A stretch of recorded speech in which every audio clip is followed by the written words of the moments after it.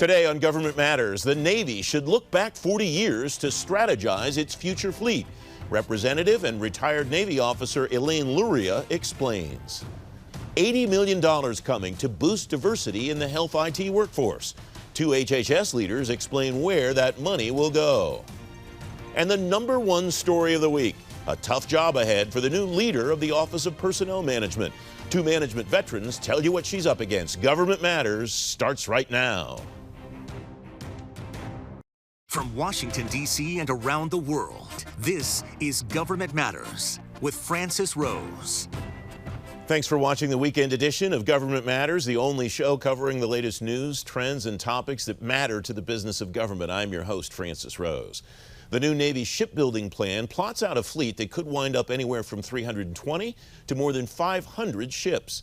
The Chief of Naval Operations, Admiral Michael Gilday, said this week, though, the Navy can only afford a 300-ship fleet with the budget it has now. But the Navy should go back to the 80s to strategize its future fleet, according to Congresswoman Elaine Luria.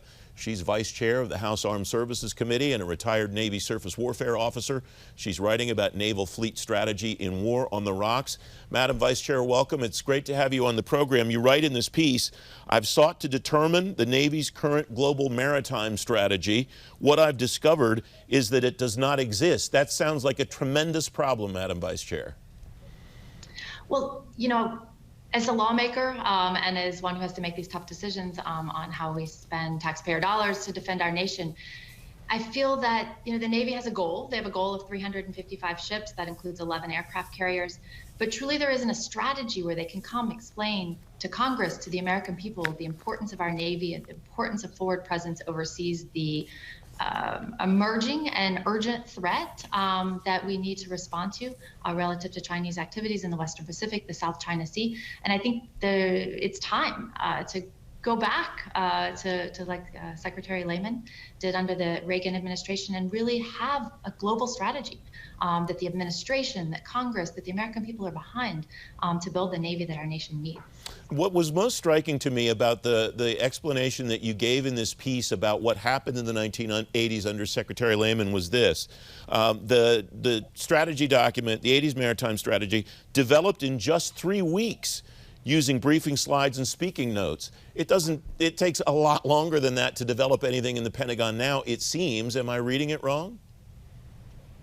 It is surprising looking back on that history and actually speaking to the authors of that strategy recently to understand, you know, how quickly they were able to put the pieces together. But the Soviet Union was a threat that we could quantify, and we knew that we needed forces in the North Atlantic, in the Mediterranean, and the Western Pacific. And putting that all together, how many carrier strike groups would that be? How many ships would that be? And really putting the entire industrial base behind building those ships. And we got pretty darn close, 597, before the Cold War came to an end. Is it reasonable to substitute China today for the Soviet Union then? Because you ask in this piece, or you write, U.S. maritime leaders need to answer the question, how would the U.S. Navy deter or defeat Chinese naval aggression? They're certainly not shy about demonstrating their new naval capabilities. I certainly think that China is the pacing threat. I certainly think that there would be other malign actors who would respond in this scenario. And we look at our national defense strategy. It says defeat in one theater, deter elsewhere. I don't think we've clearly defined that deter elsewhere. And, you know, the importance of the freedom of the seas for our trade, for our commerce, for our economy, and really to protect American values cannot be overstated. And just look at what happened this week recently with Russia's claimed interactions with the British Navy in waters near Crimea. This is only going to escalate in various areas of the world, including the Arctic as well, where I have a lot of concerns. You write about how your graduation from the Naval Academy in 1997, 20-year Navy career, and you point out that the Zumwalt and Ford class ships the program started before you graduated from the academy, ma'am, and neither one of them has deployed. You describe this as a lost generation. How do we make that up? Given that we are where we are, we can't change the past, how do we make up that time, ma'am? Well, I think we need to build the ships that we can build today. If we look at this budget proposal, it actually builds one less destroyer, and the Arleigh Burke-class destroyer is a ship that we've been able to build over decades, reliably, on time, on budget for the most part. And so the idea that we'd be cutting the possibility of a ship that we have the capacity to build this year. And then, the budget also proposes decommissioning multiple cruisers. The Aegis cruisers, the Ticonderoga class cruisers, are aging. They need modernizations, which cost money, but the cost of that cost of modernization is significantly less than building another ship, and we don't even have the capacity to build that ship. So we need to build more. We need to stop decommissioning ships faster than we can build new ones. And we also need to look in depth at how we can maintain and deploy our ships as efficiently as possible. So I think there are ways to effectively increase the size of the Navy by getting more out of the fleet that we have. If we can put investments in the back end, in maintenance and training and other things that I think can provide a more efficient fleet in the way we deploy it. How much of the focus should be on quantity and how much should be on capabilities in determining exactly what has to happen in those theaters of operation that you referenced earlier, ma'am? Well, I think presence matters. We have to be in their backyard. I would applaud both the former and current administration for continuing the pressure of freedom of navigation operations in the area. That's U.S. vessels going through international waters that are improperly claimed by other nations. But we have to keep the pressure on as far as presence. So numbers do matter. And the current budget, which has a goal of divesting of ships platforms that we have today that they call legacy platforms in order to invest in the future, it's really short-sighted, because today we need that capability. And the Trump administration put out Battle Force 2045, which was a future plan for the Navy decades out, which of course we have to plan for the future, but we cannot overlook today. Both the incoming and outgoing commanders of the U.S. Pacific Command, Admirals Davidson and Aquilino, came before the Senate and said, within 6 years, within this window, China could invade Taiwan. And this year, the Chief of Naval Operations, the Commandant of the Marine Corps, just reconfirmed that in our House Armed Services hearings. And, we have to have that sense of urgency, and that sense of urgency means we need to build what we can today. We need to keep what we have today, and we need to keep up that presence around the world where it matters. Madam Vice Chair, thank you very much for joining me today. I appreciate your time. Yeah, thank you for having me. Coming next, the Biden administration's $80 million bet on health IT. Straight ahead on Government Matters, the diversity building blocks for the workforce of the future. You're watching 7 News.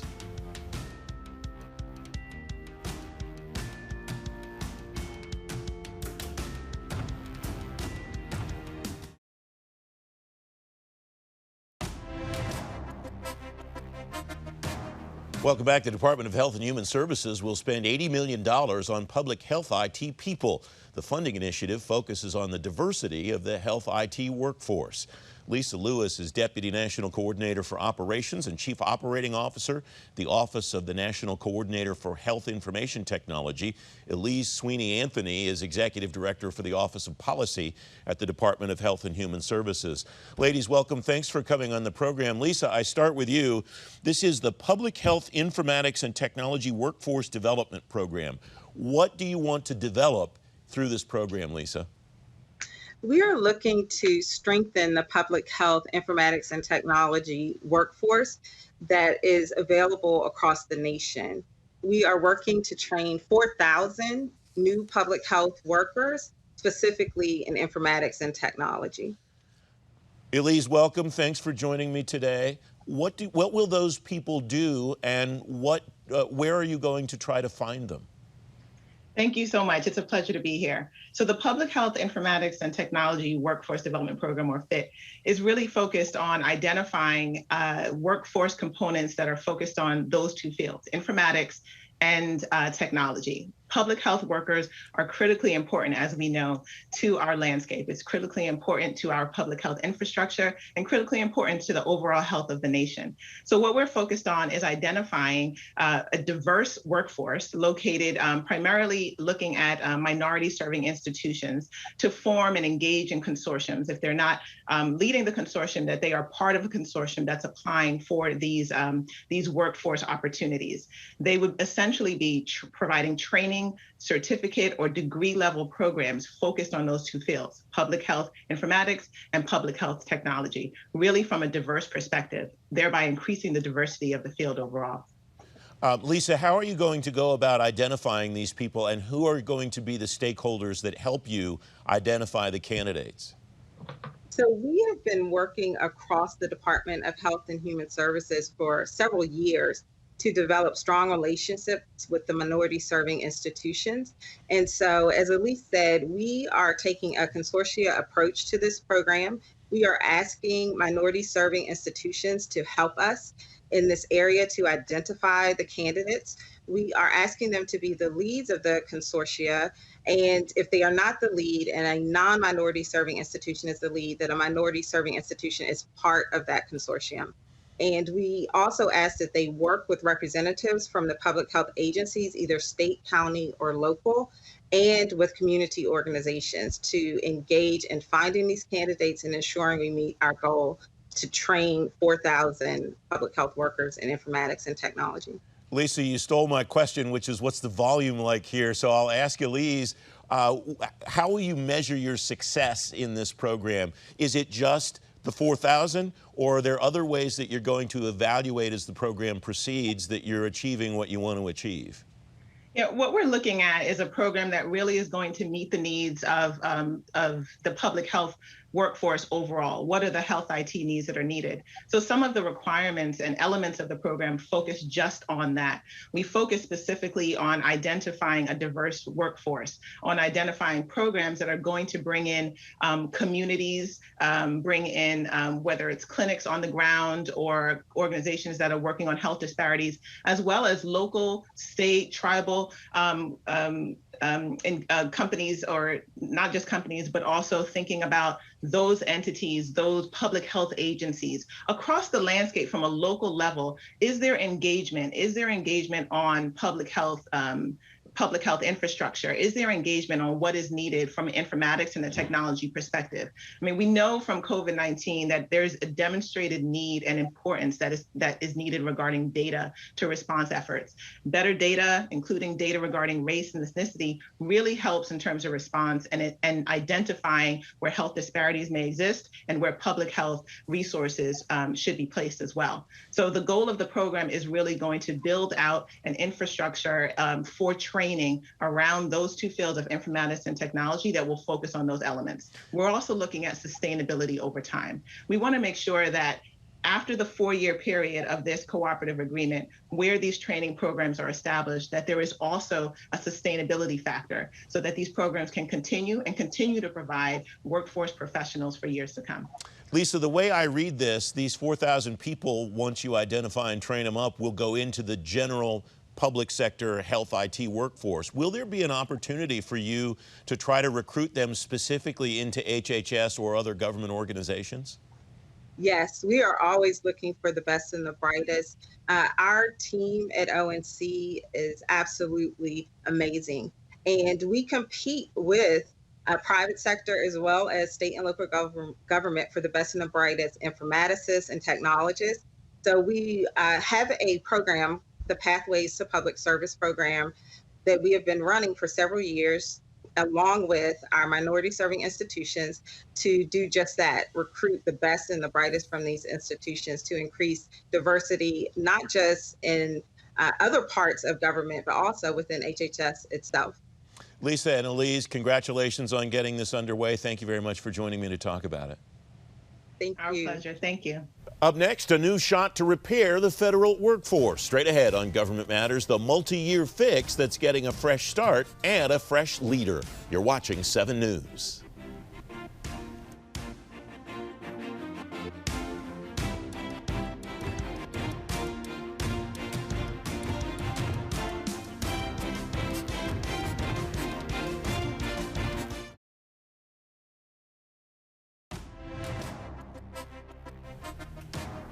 Welcome back. Now, the #1 story of the week. The Office of Personnel Management has a leader for the first time in nearly a year. One of the first jobs for Kiran Ahuja will be to execute the Biden administration's new multi-year workforce strategy. Janice LaChance is Executive Vice President at the American Geophysical Union. She's former Director of the Office of Personnel Management. Rafael Boris is President and CEO of the Homeland Security and Defense Business Council. He's former Undersecretary for Management at the Department of Homeland Security. Welcome to both of you. Janice, I imagine as you saw Kiran swear in this week, you had memories of your swear in. What's she up against as she takes over at OPM, given the landscape that exists today for the federal workforce? she has a number of challenges, but I prefer to think about them as opportunities. She's going to get the chance to really make some advances that a lot of us have been looking for the last almost 20 years. First of all, the agency needs to be rebuilt. It needs to reclaim its leadership among the federal agencies' HR offices. The prior administration was trying to dismantle it. That didn't work out. Now it's time to really think about OPM's role, reassert it, reaffirm it, and move forward. But there's so many challenges that are giving HR professionals across government an opportunity to rethink how work is done, rethink where work is done, how to keep federal employees safe and secure, and how to give them the talent they need to get the work done on all of these important issues we're wrestling with as a nation. And then finally, how do we bring in and keep the kind of talent we need to really tackle the future and do it easily, do it smoothly, figure out new ways, rethink these systems, and really start from scratch to rebuild an HR structure that is ready for the 2020s, right? This decade has already been so dramatically different. How do we carry this forward and make it something special, something different? And Karen's the perfect person to do that. Raphael, welcome. It's great to have you on the program. What do leaders at agencies like your former agency need from a rebuilt OPM, as Janice describes it? Well, she described it well. I would say two things. One is, set your goals appropriately. You've got now a little less than 4 years to get this business done. You're not going to get everything done. So, they've set out a pretty ambitious agenda, and they're going to need to be very strategic about how they use the next several years to be able to put OPM back in its proper place. The second thing is, what is the proper place? Many of the agencies, have had sort of a schizophrenic relationship with OPM over the last several years. And I think it's important for OPM to focus on what is its appropriate corporate role. Really, what are the things that should be done at OPM, and what are the things that the agencies need to do? And I think it's important to sort that out, kind of for once and for all, figure out, what are the right things that OPM needs to be doing, and more important, get them out of the business of the things that are better left to the agencies. Janice, the NextGov story about this workforce initiative that the administration is undertaking says that it will be jointly managed by OMB and the Office of Personnel Management. What ensures a smooth working relationship between those two organizations? In my view, it all comes down to a commitment to the goals. And I think both OMB and OPM want the same thing. I think that they can work well together.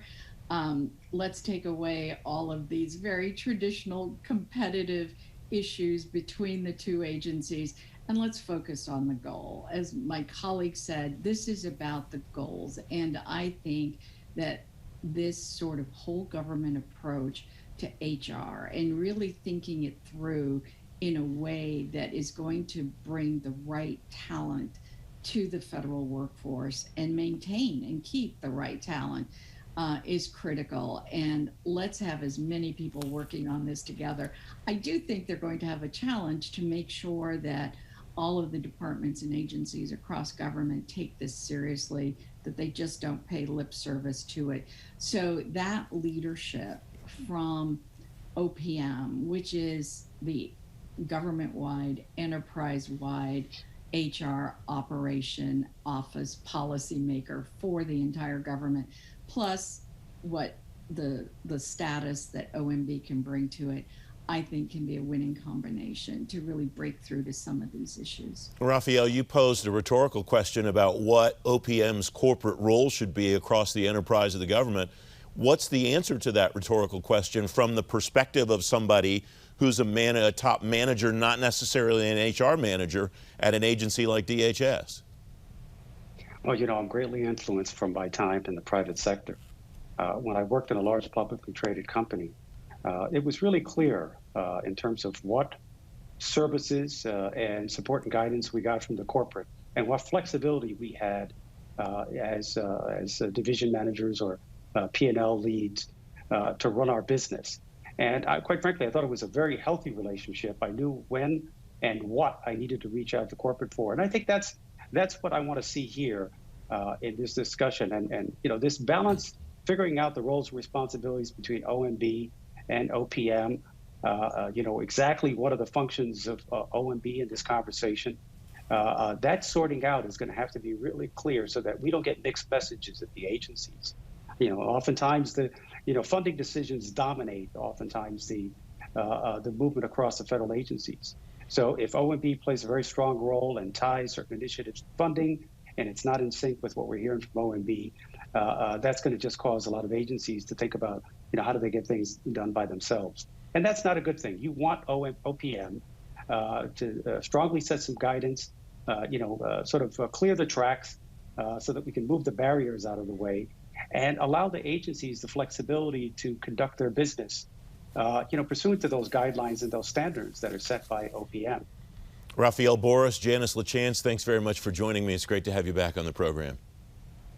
Great to be Thanks here. for having me. Don't forget, if you miss an episode of Government Matters, it's at govmatters.tv, and you get a preview and a recap of every show when you sign up for our daily newsletters. You just enter your email in the red box on the website. I'm back in 2 minutes.